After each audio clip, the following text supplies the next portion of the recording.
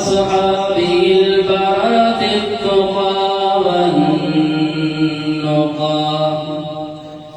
وأصحابه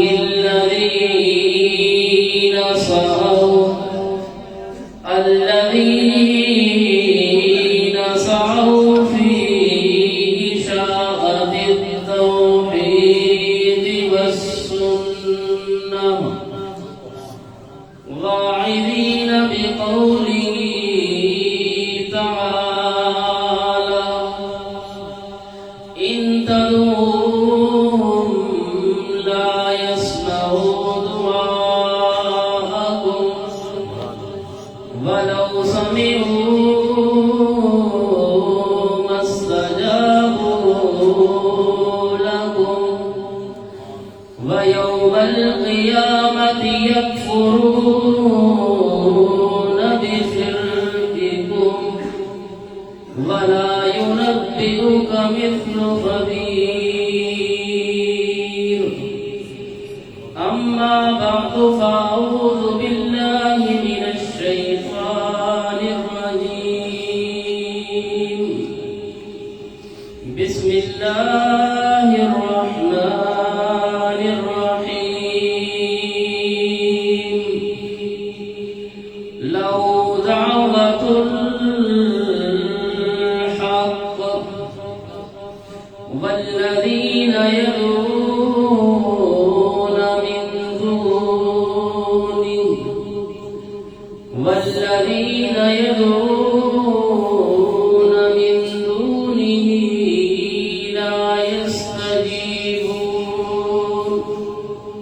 لا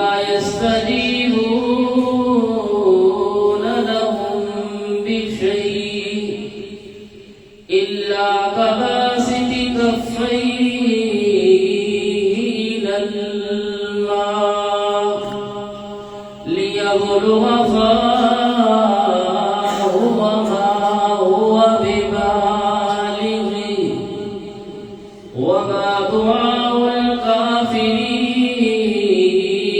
إلا في ضلال اللهم صل على محمد وعلى آل محمد كما صليت على إبراهيم وعلى آل إبراهيم إنك حميد مجيد اللهم بارك على محمد وعلى آل محمد كما باركت على إبراهيم وعلى آل إبراهيم إنك حميد مجيد سبحان اللہ ماشاء اللہ اردو میں کر پریکٹس تھوڑے میں دوسری بھی کر سکوں اپنا نہیں بتا کے اپنے والی دوسروں کے پلے نہیں پڑیں سامعین محترم دوستو بزرگ عزیز بھائیوں آپ کے سامنے سورۃ الرعد 13واں پارہ اور اس کی آیت نمبر 14 تلاوت کی ہے دعا فرماؤ اللہ تعالیٰ صحیح اور حق کہہ سکنے کے بعد جانبین کو اس پر عمل پیدا ہونے کی توفیق عطا فرمائے آمین اور اس کے بعد دعا یہ کرنی ہے کہ مالک کائنات ہمارا یہاں پر اس مختصر سے وقت میں بیٹھنا محض اپنی رضا کی خاطر قبول فرما کر ہماری آخرت کی نجات کا ذریعہ بنائے آمین ورنہ پیارے بھائیوں اس کے علاوہ کوئی اور نیت رکھ کر آدمی اس عظیم الشان کتاب کو کیوں نہ بیان کرتا رہے اور سننے والے لوگ بھی اپنی تمام مصروفیات کو چھوڑ کر اللہ کے گھر میں بیٹھ کر قرآن کریم جیسی اس عظیم دولت کو کیوں نہ سنتے رہے نیت اگر رب کی رضا کے علاوہ کچھ اور ہے تو ایسا سننا بھی بیکار اور ایسے سنانے کا بھی فائدہ کوئی نہیں پیارے پیغمبر صلی اللہ علیہ وسلم نے ارشاد فرمایا یوشکو ان یأتی علی الناس زمان لا یبقى من الاسلام الا اسمه ولا يبقى من القرآن الا رسمه مساجدهم عامرة وهي خراب من الهدى۔ پیارے پیغمبر صلی اللہ علیہ وسلم نے ارشاد فرمایا کہ میری امت پر ایک ایسا وقت بھی آئے گا لا یبقى من الاسلام الا اسمه، اسلام کا صرف اور صرف نام باقی رہ جائے۔ جس طرح آج اسلامی جمہوریہ پاکستان، اسلام صرف نام کی حد تک، باقی اسلامی قوانین، اسلام حقیقت میں کسے کہتے ہیں آپ نے فرمایا لوگوں کی زندگیوں سے بالکل نکل جائے۔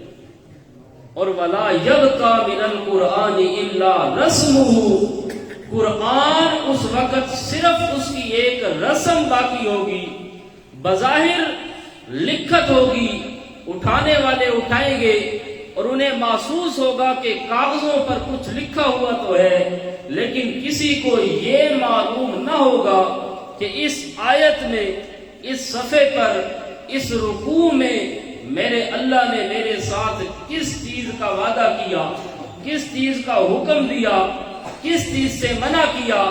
لا یبقى من القرآن الا رسمه، بظاہر قرآن کو چومنے والے بھی ہوں گے، بظاہر قرآن کو سینے سے لگانے والے بھی ہوں گے، بظاہر خوشیوں اور غمیوں کے موقع پر، طلاق کے وقت قرآن کو سروں پر بھی اٹھایا جائے گا، بظاہر تعویذوں کے لیے، کسی اور مقصد کے لیے قرآن پاک کو استعمال کیا جائے گا، لیکن قرآن کے نزول کا حقیقی مقصد، حقیقی پیغام قرآن سے یہ امت بالکل غافل ہو جائے۔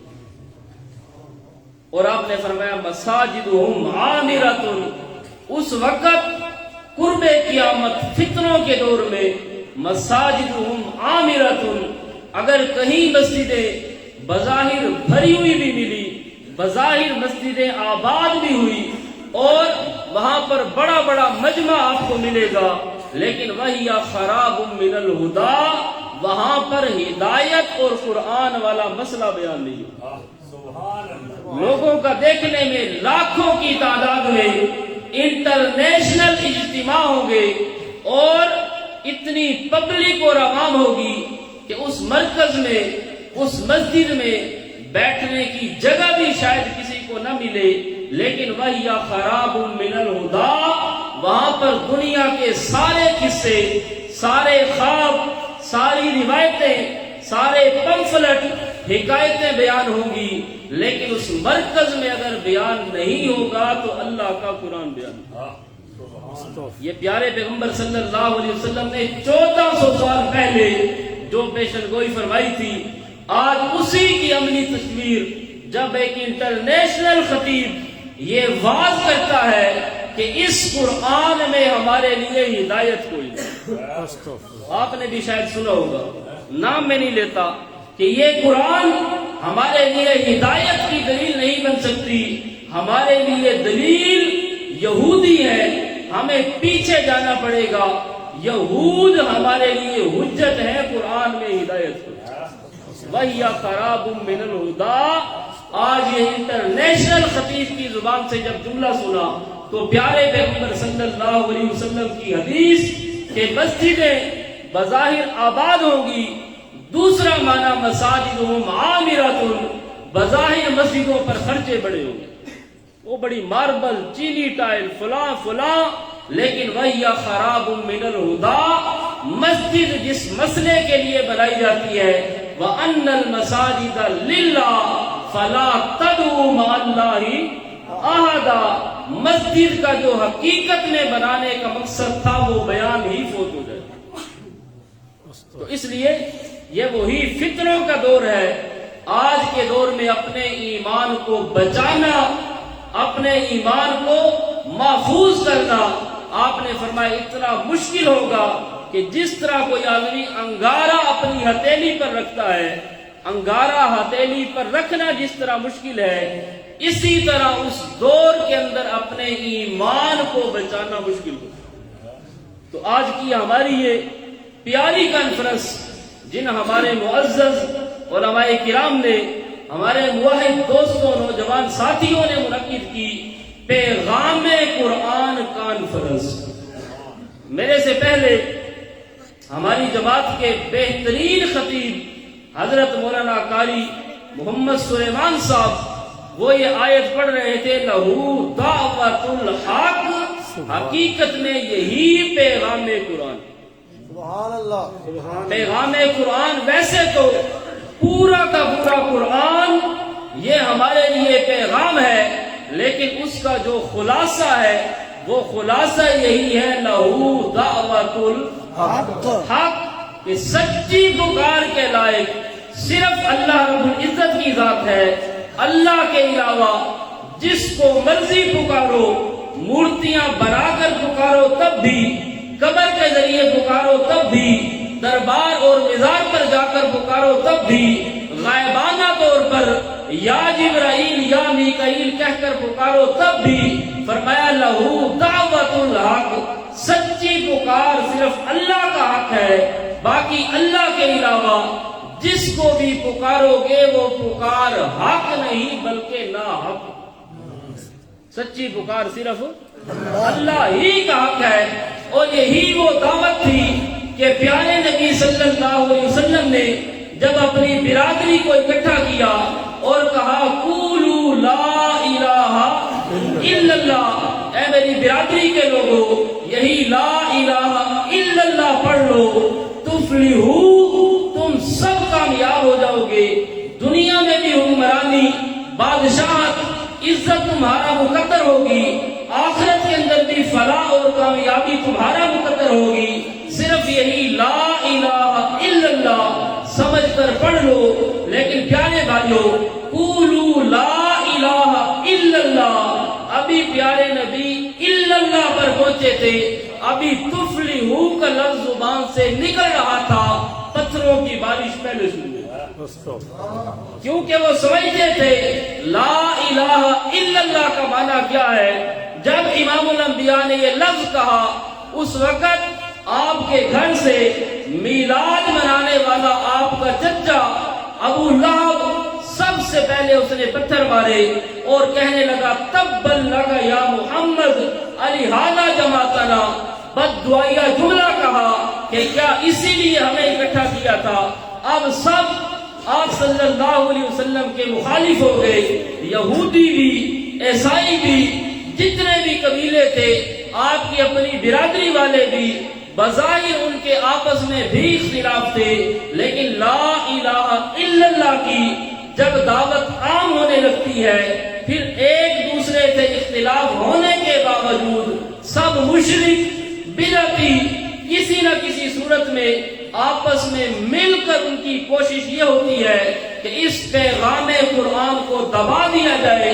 اگر یہ پیغام قرآن بیان ہوتا رہا تو اے مولویوں، تمہارے پیٹ کا بھی مسئلہ، ہمارے بھی چندوں کا مسئلہ، آپ کی مولویت کا مسئلہ، ہماری پیری مریدی کا مسئلہ، اس لیے سب امام الانبیاء کے مخالف ہو گئے. اور یہیں پر مولانا حالی جن کے اشعار سکولوں میں پڑھتے ہیں، وہ اٹھا اور اس نے کہا کہ جب پیارے نبی صلی اللہ علیہ وسلم نے لا الہ الا اللہ کی دعوت دی تو یوں محسوس ہوا وہ بجلی کا کڑکا تھا یا سوتے ہادی، عرب کی زمین جس نے ساری ہلا دی. جب پیارے نبی نے لا الہ الا اللہ کہا تو یہ جملہ ان پر ایسے لگا جس طرح بجلی کی گرج اور چمک ہوتی ہے، جس طرح بجلی کی گرج اور چمک سے لوگ اپنے کانوں پر ہاتھ رکھ کر دوڑنا شروع کرتے ہیں. سب کے سب، یہودیوں کے مولوی بھی، عیسائیوں کے پیر بھی، برادری کے معزز، سلاطین اور وڈیرے بھی، سب کے سب امام الانبیاء کے مخالف ہو گئے. حالانکہ وہ تو سوتے ہادی، رہنمائی کرنے والے، ایک ہادی راہ پر رہنما کی آواز تھی، لیکن سب کے سب امام الانبیاء کے مخالف ہو گئے. کیوں؟ آپ صلی اللہ علیہ وسلم پر پتھر تو مارے گئے کہ نہیں؟ یہ آپ نے سنا ہے. آپ صلی اللہ علیہ وسلم کے راستے میں کانٹے بچھائے گئے، یہ بھی آپ نے سنا آپ پر اوجڑیاں ڈالی گئی، بلکہ وہاں پر حدیث میں سراجزور کا لفظ ہے، وہ اوجڑی نہیں بلکہ مادہ جانور کی بچہ دانی کو کہتے ہیں، جو انتہائی زہریلی بھی انتہائی بدبودار بھی ہوتی ہے، پیارے نبی پر وہ ڈالی گئی۔ آپ صلی اللہ علیہ وسلم کو کبھی احد کے اندر اپنے دانت مبارک شہید کرانے پڑتے ہیں، کبھی بدر کے اندر لڑائی کرنے کے لیے اترنا پڑتا ہے، کبھی خندق کھودنے کے لیے امام الانبیاء بھی شامل ہوتے ہیں، کبھی کسی مقام پر یہ ساری جنگیں بھی، ساری لڑائیاں بھی، ساری برادری کے اختلاف اور توڑ بھی ہوئے۔ کیوں ہوئے؟ جی لا الہ الا اللہ۔ لا الہ الا اللہ کا کیا معنی؟ اللہ خالق، اللہ مالک، اللہ نے زمین بنائی، اللہ نے آسمان بنایا، اسی مسئلے کے لیے اختلاف نہیں، ہاں جی۔ یا کوئی بندہ کہے کہ نماز کا جھگڑا ہو، امام الانبیاء کہتے ہو نماز پڑھو، وہ نماز نہ پڑھتے ہو۔ یا ہو سکتا ہے روزے کا مسئلہ ہو، آپ کہتے ہو روزہ رکھو اور وہ کہتے ہو کہ ہم سے بھوک پیاس برداشت نہیں ہوتی۔ یا حج کا مسئلہ ہو، حج کا بھی اختلاف نہیں۔ ابھی میں عرض کرتا ہوں وہ مسئلہ تھا کیا؟ وہ مسئلہ کیا تھا میرے بھائیوں؟ نماز یہ بعد میں فرض ہوئی، معراج کی رات، اور معراج ہجرت سے تقریباً 1.5 سال پہلے کا واقعہ ہے۔ یوں سمجھو 13 سال مکہ کے، 10 سال مدینہ کے، 23 سالہ دور نبوت میں تقریباً 11.5 سال تک نماز فرض ہی کوئی۔ روزہ 2 ہجری میں فرض ہوا، 15 سال تک روزہ فرض نہیں، 15 سال تک زکوٰۃ فرض نہیں، 22 سال تک حج فرض نہیں، 23 سالہ دور نبوت میں یوں سمجھو شروع کے 11.5 سال نماز کوئی نہیں، زکوٰۃ بھی کوئی نہیں، روزہ اور حج بھی کوئی نہیں۔ باقی رہ گیا مسئلہ اللہ خالق، اللہ مالک، اللہ نے زمین بنائی، اللہ نے آسمان بنایا۔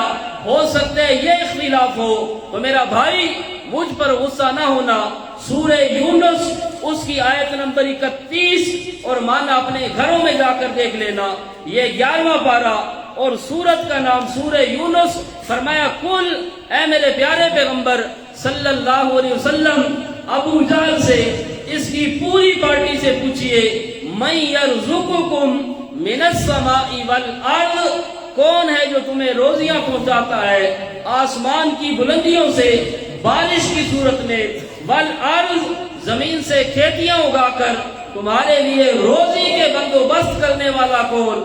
اب قرآن کہتا ہے فَسَيَقُولُونَ اللَّهُ، ابو جہل بھی اس کی ساری پارٹی کہے گی کہ رازق اللہ۔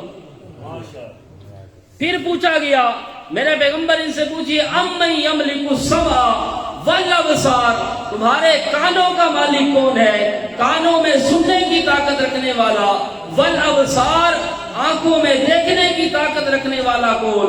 فَسَيَقُولُونَ اللَّهُ، اے میرے پیغمبر آپ کے راستے میں پتھر بچھانے والے، آپ پر راستے میں کانٹے بچھا کر کئی پتھروں کی بارش کرنے والے، یہ سب کہیں گے فَسَيَقُولُونَ اللَّهُ، ہمارے کانوں کا مالک بھی اللہ، آنکھوں کا مالک بھی اللہ۔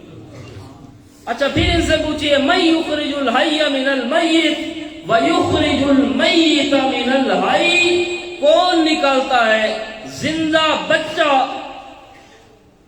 کون نکالتا ہے زندہ کو بیچ مردہ سے؟ بے جان انڈا ہے، اس سے زندہ بچہ نکالنے والا کون؟ زندہ مرغی سے بے جان انڈا نکالنے والا کون؟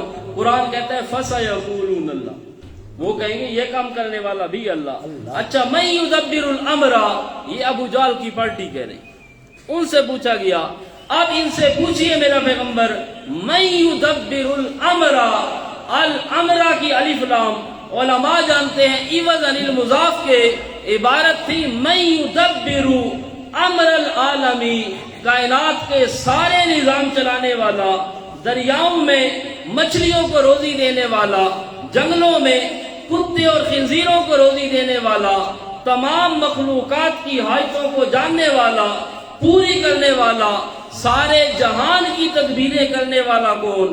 فَسَيَقُولُونَ اللَّهُ، وہ کہیں گے یہ سارے کام کرنے والا بھی اللہ. تو جھگڑا کس چیز کا ہے؟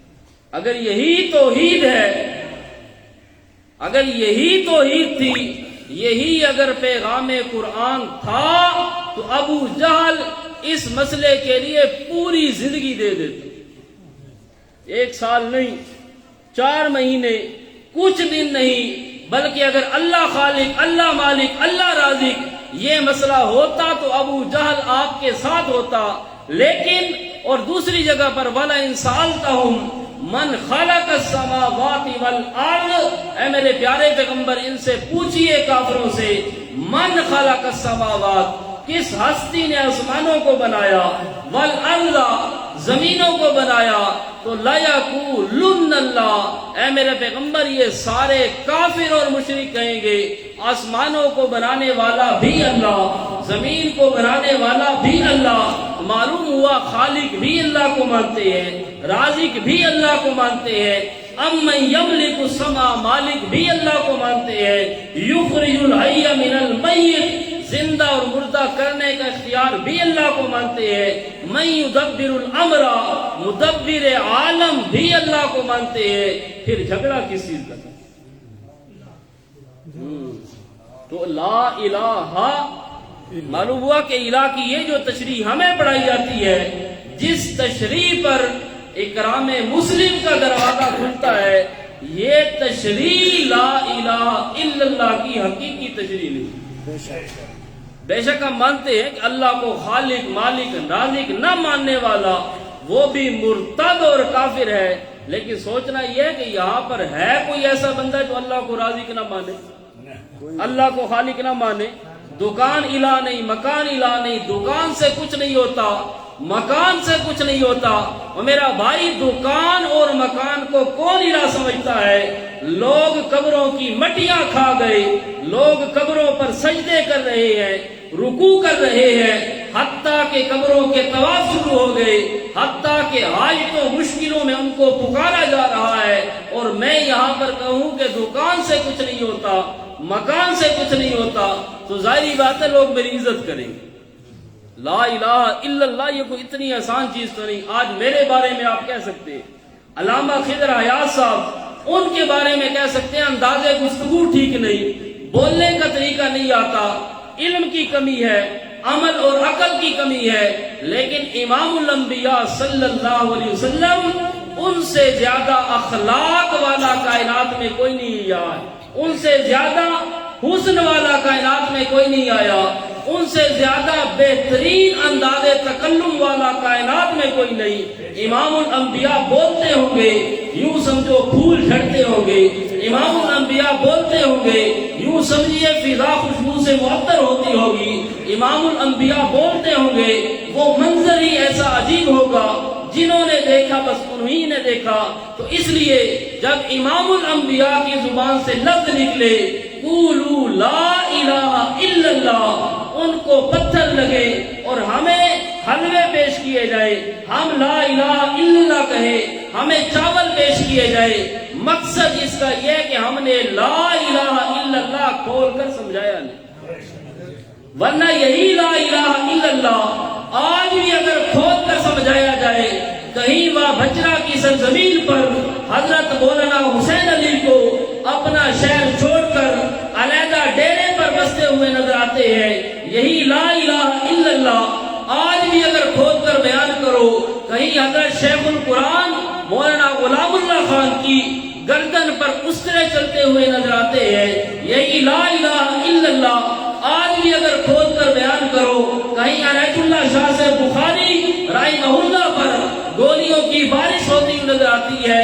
یہی لا الہ الا اللہ آج بھی اگر کھود کر بیان کرو تو آپ پر تشدد کے، آپ پر متشدد ہونے کے فتوے لگتے ہیں. تو میرے بھائیوں، لا الہ الا اللہ جو امام الانبیاء نے بیان کیا وہ جانتے تھے کہ الہ کا معنی کیا، اور ہمیں پتہ کوئی نہیں. پیغام قرآن یہی ہے. اب لا الہ الا اللہ ہم مانا کرتے ہیں اللہ کے علاوہ الہ کوئی نہیں. تو الہ کا معنی، الہ سے یہ عربی لفظ ہے، پھر کہیں گے اللہ کے علاوہ معبود. یہ معبود بھی آبجیکٹ کا صیغہ ہے. مفعول کا صیغہ ہے، معبود بھی عربی کا لفظ ہے، پھر آپ کہیں گے اللہ کے علاوہ عبادت کے لائق کوئی نہیں. تو عبادت بھی عربی کا لفظ ہے. ان الذین یستکبرون عن عبادتی، عبادت بھی عربی ہے. اب لا الہ کا معنی اللہ کے علاوہ کوئی معبود نہیں. معبود، عبادت، الہ سب عربی. بندگی کے لائق کوئی نہیں، یہ فارسی ہے. پرستش کے لائق کوئی نہیں، فارسی ہے. پوجا کے لائق کوئی نہیں، یہ ہند کو ہے، ہندوؤں کی اس میں پوجا. اب ہماری زبان میں الہ کا کیا معنی ہے؟ ہماری زبان میں الہ کے مختلف معنی، جو سب سے عام اور پہلا معنی الہ کا وہ یہی معنی لہو دعوت الحق لا الہ الا اللہ. حاجتوں اور مشکلوں میں تمہاری پکاروں کو سننے والا صرف ایک اللہ، لا الہ الا اللہ. نعرہ تکبیر. حاجت روا مشکل کشا ایک خدا، ایک خدا. تو پکاروں کو سننے والا صرف اور صرف ایک اللہ. اللہ کے علاوہ کوئی بھی ما فوق الاسباب تمہاری پکاروں کو نہیں سن سکتا. یا اللہ آپ ہی صرف پکاروں کو سننے والے، آپ کے علاوہ کوئی نہیں. فرمایا اس لیے اللہ لا الہ الا ہو، لوگوں میرے علاوہ الہ کوئی نہیں، تمہاری پکاروں کو سننے والا کوئی نہیں.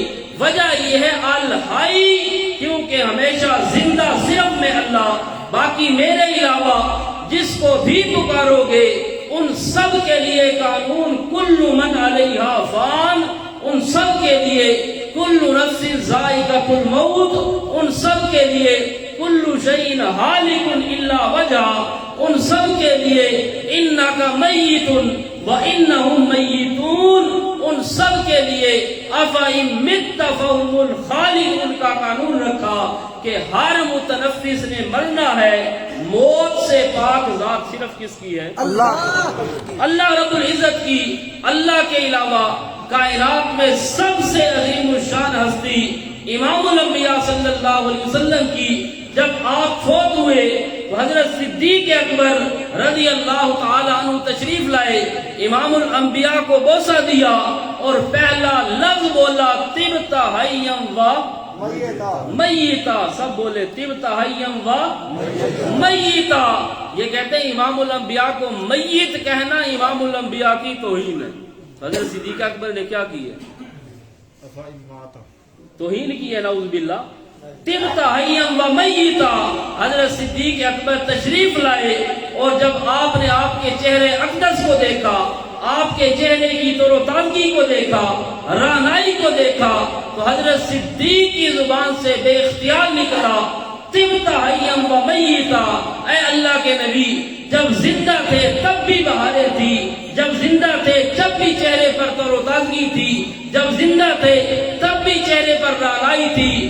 آج فوت ہو جانے کے بعد آدمی کا حسن ماند پڑ جاتا ہے، موت آنے کے بعد آدمی کے چہرے کی رونق اور تر و تازگی ختم ہو جاتی ہے. لیکن اے اللہ کے نبی، طبت حیم و میتا، جس طرح زندگی میں تر و تازہ تھے، جس طرح زندگی میں معطر تھے، جس طرح زندگی میں خوشبودار تھے، آج مرنے کے بعد بھی آپ کا چہرہ اسی طرح تر و تازہ.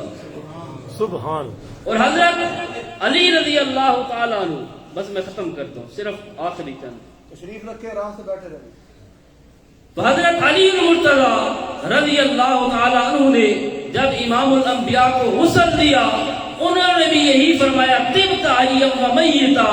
تو اس لیے لا الہ الا اللہ کا معنی عرض کر رہا تھا کہ پکاروں کے لائق صرف اللہ کی ذات. اس لیے فرمایا لہو دعوت الحق، کہ سچی پکار کے لائق صرف اللہ کی ذات ہے. اور والذین یدعون من دونہ، میں اللہ کو چھوڑ کر جن کو بھی یہ پکارتے ہیں، لا یستجیبون لہم بشیء، فرمایا یہ تمہاری کسی بھی چیز کا جواب نہیں دے سکتے. تم ان کی قبروں پر جا کر، چارپائی کے قریب جا کر روتے رہو، روتے رہو، وہاں پر جا کر اس کی منت کرو، آوازاریاں کرو، قرآن کی تلاوت کرو یا اپنے دکھ درد سناؤ.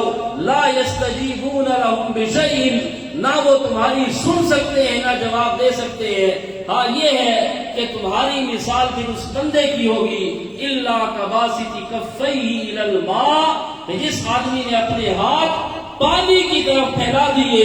اب یہ بندہ پیاس سے مرنے لگا ہے، شدت کی پیاس ہے، اور یہ پانی کے سامنے ہاتھ پھیلا کر رو کر کہتا ہے اے پانی میرے منہ کے اندر آ جا، اگر تو میرے منہ میں نہ آیا میں اسی شدت پیاس کی وجہ سے مر جاؤں گا. اب یہ پانی کی منت بھی کرتا ہے، خوشامد بھی کرتا ہے، روتا بھی ہے. لیبلغ فاہ، پانی اس کے منہ میں پہنچ جائے. قرآن کہتے ہیں وما ہوا ببالغہ، اب یہ بندہ قیامت تک پکارتا رہے پانی اس کے منہ میں نہیں آئے گا. کیوں نہیں آئے گا؟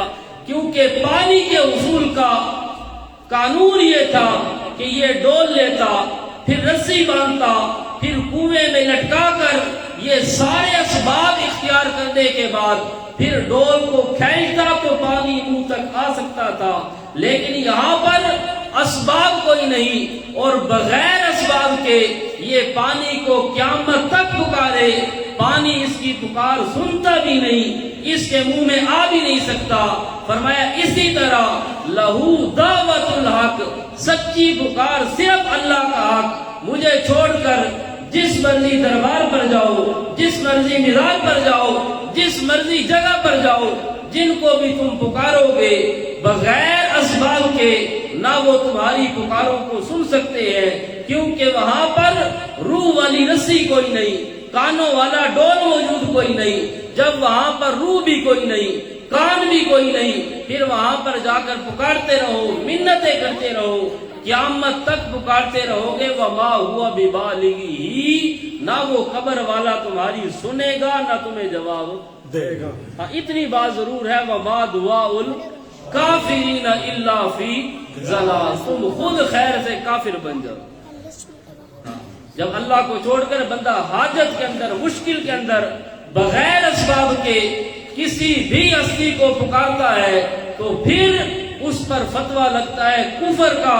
اور یہ فتویٰ قرآن نے لگایا، کیونکہ بغیر اسباب کے سننا صرف اللہ کا خاصہ ہے.